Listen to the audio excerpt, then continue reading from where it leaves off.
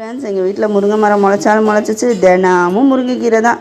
அதுவும் இன்றைக்கி ரொம்ப ஓவர். முருங்கைக்கீரை சாம்பார், முருங்கைக்கீரை பொரியல், முருங்கைக்கீரை சூப்பு, இப்போ முருங்கைக்கீரை துவையல் வேறையாம்.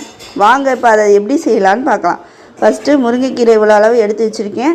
அதில் ஒரு தக்காளி, சின்ன சைஸ் தக்காளி, கொஞ்சம் புளி, ஒரு 7-8 வெங்காயம், சின்ன வெங்காயம், கொஞ்சம் தேங்காய், 4 காஞ்ச மிளகா, 2 வெள்ளைப்பூடு, உளுந்து இந்த அளவு எடுத்திருக்கேன். உளுந்து இப்போ இது எல்லாத்தையும் வதக்கிட்டு அரைக்க போகிறோம்.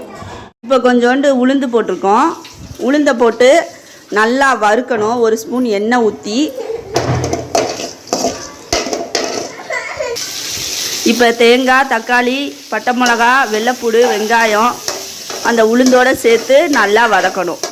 இப்போ நம்ம எடுத்து வச்ச கீரையை போட்டு நல்லா இது மாதிரி வதக்கிக்கிறணும். வதக்கினோன்னா கொஞ்சமாயிரும் கீரை. இப்போ பாருங்கள், எல்லாத்தையும் நான் வதக்கி எடுத்து வச்சுக்கிட்டேன். இப்போ இதை நல்லா நைஸாக அரைக்க போகிறோம்.